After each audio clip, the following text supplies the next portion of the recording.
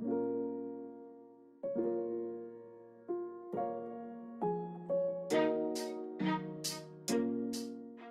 this will be the second lecture over chapter 16. So in this lecture we'll just look at other examples of aromatic molecules. Okay, so benzene, we've talked about benzene, so it belongs to a class of molecules called annulenes. So benzene is also what's known as 6-annuline. And if we start expanding that ring, including more carbons, so in this case this is what's known as 10-annuline. It's got 10 carbons, and all of the carbons are sp2 hybridized. So it's obviously cyclic. All of the carbons have p orbitals. Is it aromatic or not? Well, that depends on whether it is planar or not, because if it's not planar, then it's not cyclically conjugated. And it turns out that annuline is not aromatic because, whoa. So if we put hydrogens on, so there's a hydrogen here, right? And the hydrogen on this carbon would be here, and then hydrogen here. So these hydrogens can be outside the ring, but these two hydrogens are forced to be inside the ring, and that creates a lot of steric strain.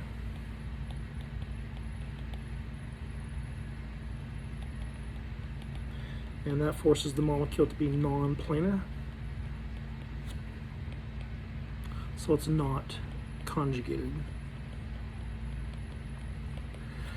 So it's got the right number of electrons, because 10 electrons fit, right? 4n plus 2 equals 10, 4n equals 8, n equals 2, so it ends an integer. It's cyclic, it's got the right number of electrons if it's Huckel's rule, but it's not planar, so therefore it is not. It's not aromatic, and those double bonds would react like normal double bonds. This molecule, so 2, 4, 6, 8, so if we added 2 more carbons, 12 electrons.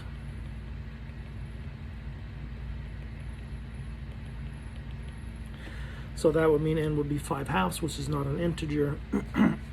So it's a 4n system. So that means it's obviously cyclic. If it was planar and it's got the wrong number of electrons, all of the carbons have p orbitals, so it would be conjugated. So that means if it was planar, it would be anti-aromatic, but it's not, because this molecule is big enough, it's floppy enough that it can be non-planar. So this is simply non-planar, and it wants to be non-planar, so it's not anti-aromatic, so this is not aromatic. So this would be 18-annuline, 18 carbons. So how many double bonds? So 1, 2, 3, 4, 5, 6, 7, 8, 9 double bonds. So there's 18 pi electrons.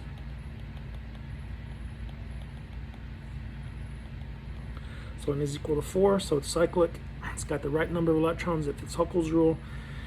If it's planar, then it's conjugated, because all of the carbons have p orbitals on them, and so this molecule is aromatic. Right. Since it's got the right number of electrons and it can be conjugated, it wants to be planar so that it can be aromatic, and it is. Okay, so how about these two molecules? Is either of them aromatic? Well, so all carbons have p orbitals, because all carbons are sp2. All of those p orbitals are in a ring. So if it's got the right number of electrons, and if it can be planar, then it will be aromatic. So this has 2, 4, 6, 8, 10, and 10 fits.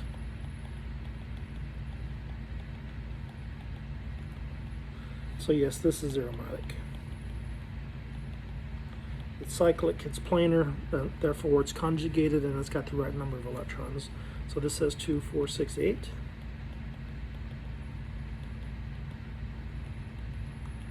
So that's got the wrong number of electrons, but this molecule is so small that it's forced to be planar, and therefore it is conjugated, because all of the carbons have a p orbital since they all have a double bond, so this molecule is anti-aromatic. And it's extremely unstable. It can only be synthesized at very cold temperatures. When you warm it up, the molecule reacts with itself so that it's not anti-aromatic anymore. Okay, so you can have aromatic molecules that are ions. So if we take these molecules, for example, so let's go through the four criteria. Is it cyclic? Is it conjugated? Does it have the right number of electrons? And if all of that fits, then it wants to be planar. Of course, this is 3 carbons. It's a triangle. 3 atoms define a plane. So these molecules, cyclopropanes, have to be planar. So is this aromatic? So the carbocation, if you remember, it's sp2 hybridized. So that carbon's got 1 hydrogen on it, right? It's sp2 hybridized, so it's got a p orbital. That p orbital just doesn't have any electrons in it. And then the other carbons have p orbitals with 1 electron. So this has 2 electrons in the pi system. And obviously it's conjugated because each carbon in the ring has a p orbital, so it is cyclic.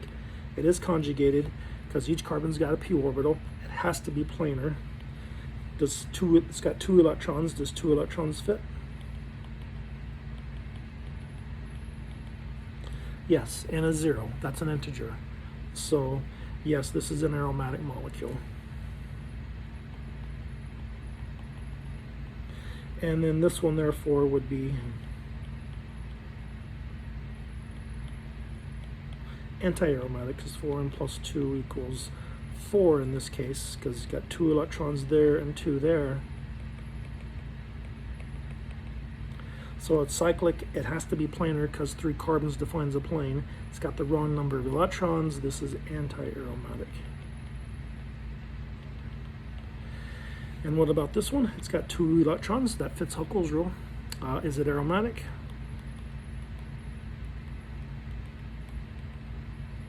And the answer is no, it is not aromatic. Why not? Because of that. That's an sp3 hybridized carbon.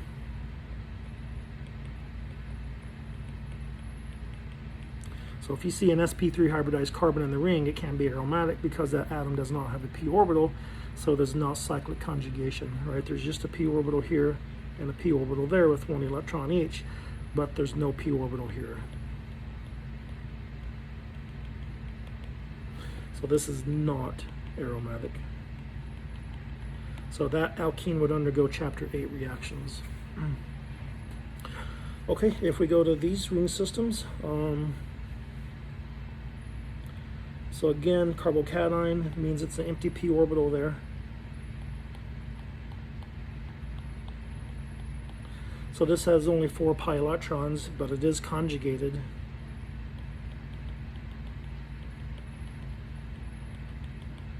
So this does not fit Huckel's rule.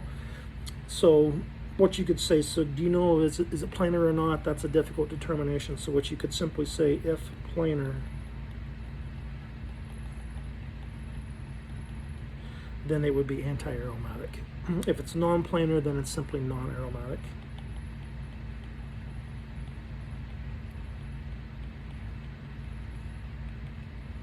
Okay, whereas if you have 6 electrons, so if you have the anion, so lone pair electrons there, then now you have 6 electrons, right? And so we would normally say that that carbon's sp3, right? But it's not, because it's got 4 things, right? It's got 1, 2, 3, 4 things on it. We would normally say 4 things is sp3, but this carbon wants to be sp2 hybridized because it wants that lone pair in a p orbital. Why does it want the lone pair in a p orbital? Because then you have cyclic conjugation with 6 electrons, right? So you have 2, 4, and the lone pair counts as 6, and 6 electrons fits Huckel's rule. So yes, this is an aromatic anion. Because it's cyclic, it's got the right number of electrons, it wants to be planar, and that carbon that with the lone pair is sp2 hybridized, so that that lone pair is setting in a p orbital, so that you have cyclic conjugation. Okay, so aromaticity can affect reactivity of a molecules a lot. So this molecule, these hydrogen is fairly acidic. It's got this molecule has a pKa of 16. Right, normally hydrogens on carbons are not very acidic at all. Typically on a sp3 hybridized carbon, the CH hydrogen may have a pKa of around 60 or so. In this case, it's 16. It's as acidic as a hydrogen on an alcohol or hydrogen on water. Because if you take that hydrogen off, so if you react it with a base, like hydroxide, which is a strong enough base, you can take that hydrogen off, and these electrons go there to make a lone pair, and now you have that carbanion, which is now aromatic. So that molecule wants to lose a hydrogen to become aromatic. And so that would be why it has such a low pKa. Right, so the possibility to be aromatic or anti-aromatic can affect the chemical properties of a molecule. So we looked at this reaction before, alcohols with H2SO4 that can dehydrate to make an alkene. Right, so if you remember, this is a source of H+. So that can pick up a proton, and then a water molecule can leave to make a carbocation, and then the HSO4- can retake its hydrogen to make a carbon-carbon double bond. So that's like an E1 mechanism, right? Alcohols undergo dehydration with sulfuric acid through E1 mechanism. But if this is your alcohol, then that doesn't happen, right? Why not? So if that oxygen picks up a hydrogen, this water molecule does not want to leave because it would make that carbocation, and this would be anti-aromatic. So that carbocation, even though it is allylic, is extremely unstable.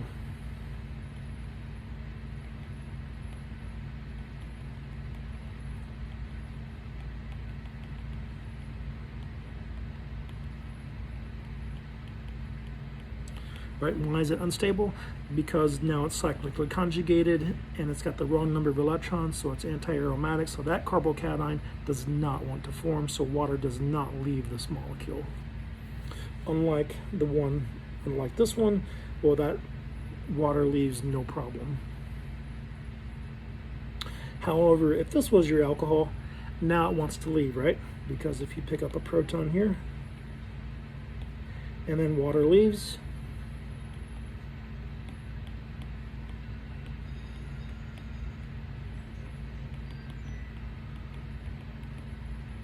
so now if water leaves and you make that carbocation, well, that carbocation is very stable.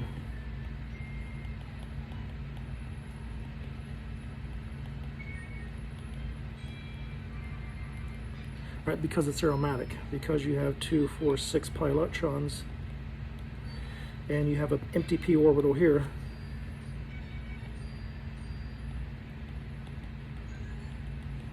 So now you have cyclic conjugation with 6 pi electrons. That's an aromatic cation. Okay, so just as some other examples, you can have dications. This dication is aromatic, right? You got 2 pi electrons, and you have empty p orbitals here. And these 2 p orbitals will have 1 electron, so 4m plus 2 equals 2. So n is equal to 0, that's an integer. This is aromatic.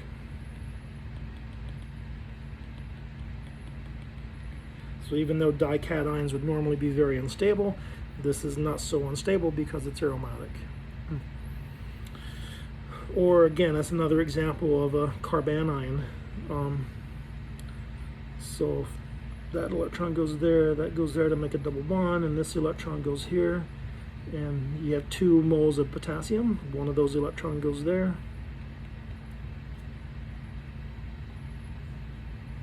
That electron goes there, so you make this dicarbanion.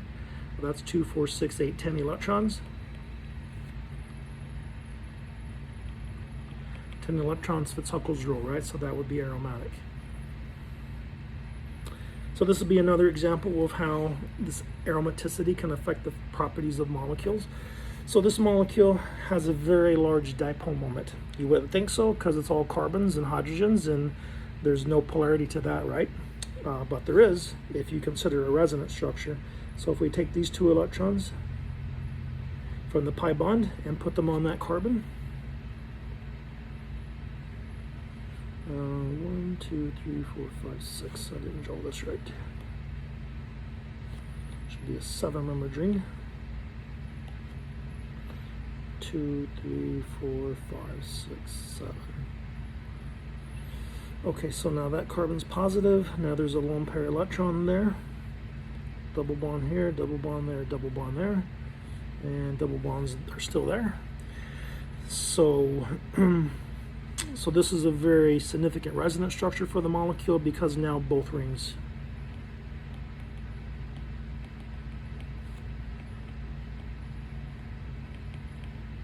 are aromatic. So there's actually very easy to rotate around this bond.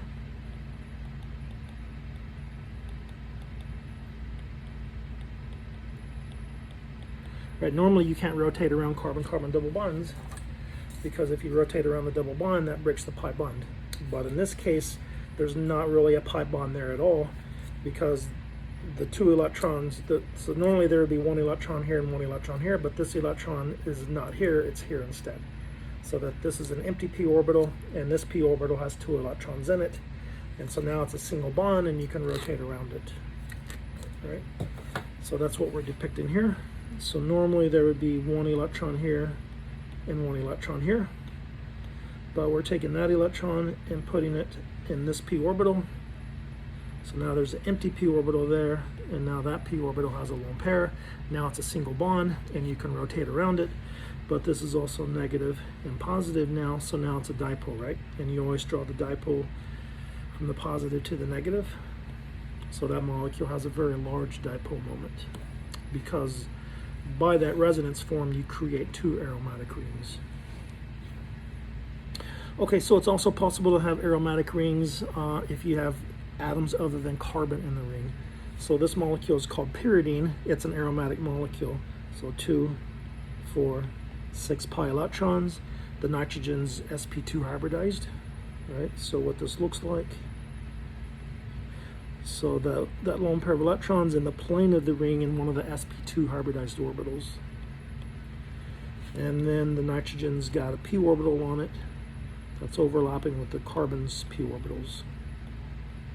Right, so each of these, so nitrogen's got one electron there, and each of the carbons got one. So that's 6 pi electrons. 6 pi electrons, all of the atoms have a p orbital, so it's cyclically conjugated. It's planar, it's aromatic. Pyrole is another example of an aromatic molecule. So normally we would say that that's sp3 hybridized, right? Because it's got 4 things attached. It's got 2 carbons, a hydrogen, and a lone pair, 4 things, sp3, but it's actually not. It's actually sp2 hybridized. Why does it want to be sp2 hybridized? It wants that p orbital with those 2 electrons setting in the p orbital because now it's cyclically conjugated. Right? Each of these carbons has a p orbital because they have a double bond. So now you have 6 electrons in a pi system that's cyclically conjugated. That's aromatic.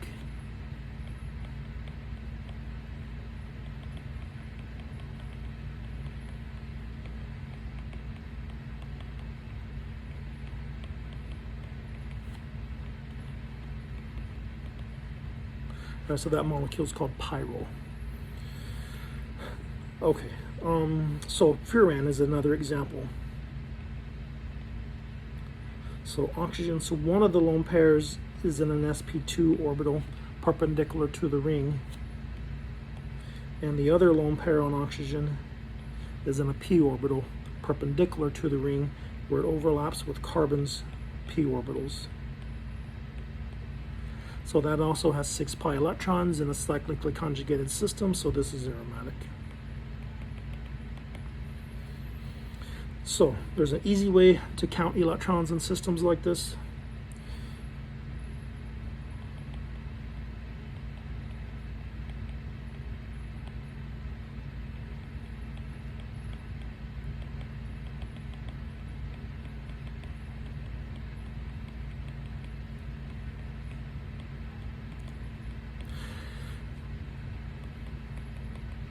So if the heteroatom has a double bond to it, then that means the lone pair will have to be in the plane of the ring perpendicular to the pi system, so you don't count it. But if the heteroatom does not have a double bond to it,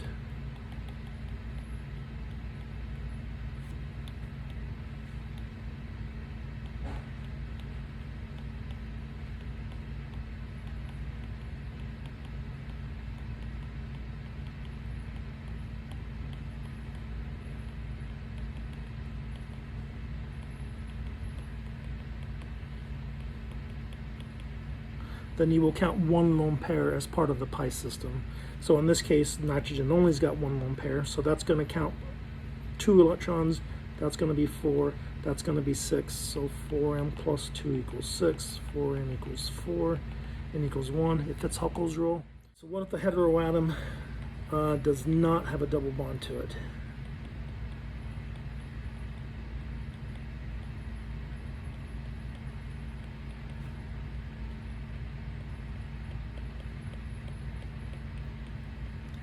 Then what you want to do is count one lone pair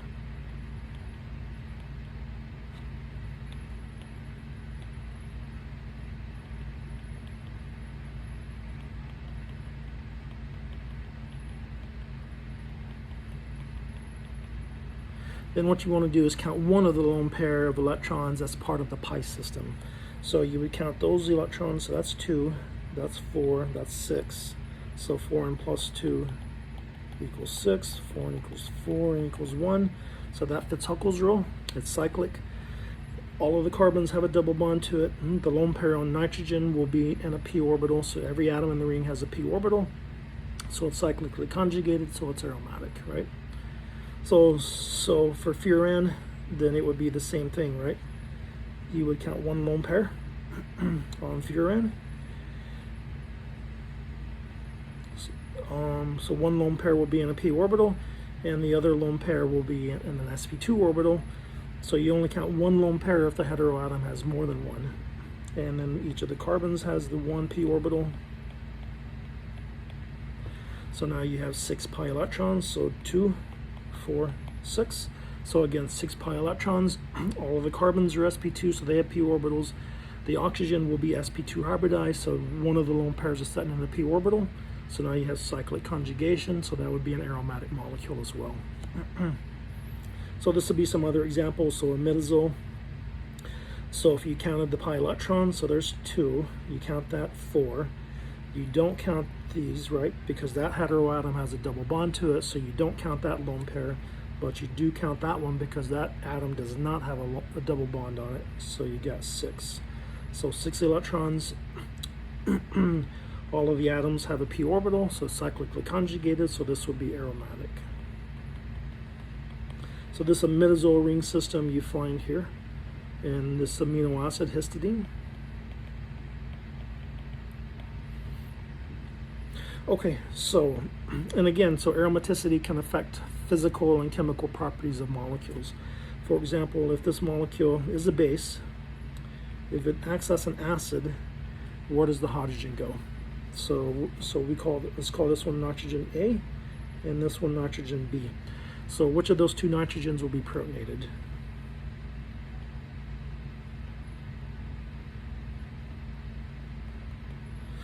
So we could stick it on nitrogen B, so we could use the lone pair of electrons to make a bond to hydrogen, and that would give you that. Or if we put the hydrogen on the other nitrogen, oops.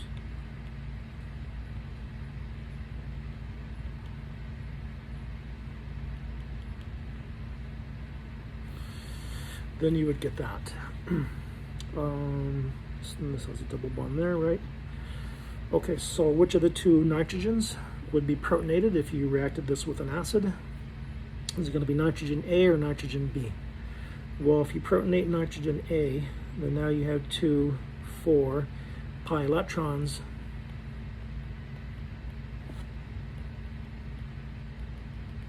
So that's no longer aromatic. So if you protonate nitrogen B, you lose aromaticity. Losing aromaticity is a bad thing to do, so this is not what happens. If you protonate nitrogen A instead, so if you take that lone pair, and if it makes a bond to hydrogen, then you would get this. And that's still aromatic, right? Because you still got the lone pair on that nitrogen, so that's 2, that's 4, that's 6. So still aromatic. So if imidazole picks up a proton, it's going to pick one up on A and not on B. So it affects chemical shifts in NMR. So if you remember your characteristic regions in proton NMR, so first of all, let's convince ourselves that this is an aromatic molecule. So it doesn't look aromatic, but let's draw a resonance structure.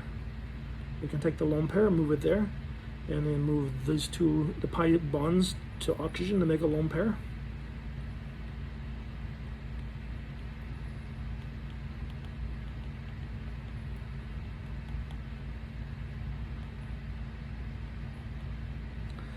And so now you can see that there's an aromatic ring there, right?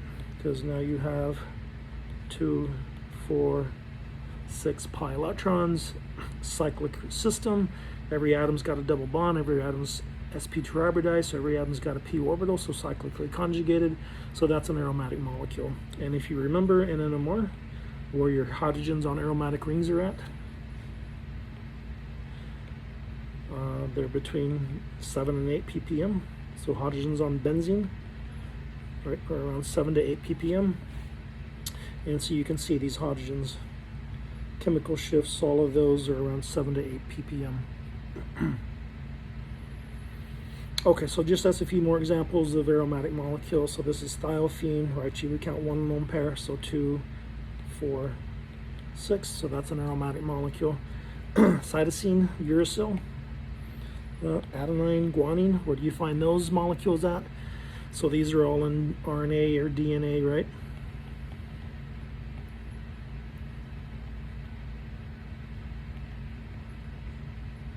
So they're all nucleic acids, and they're each aromatic. So cytosine looks like this, right? So we could take this double lone pair and move it here to make a double bond, and move that up. So then you can see that there would be 2, 4, and that would be 6 electrons. So that's aromatic. So you could do the same thing here with uracil. That goes down, this goes up. Move those down, move those up. Now you have 3 double bonds in a 6-membered ring, so that's aromatic. And adenine.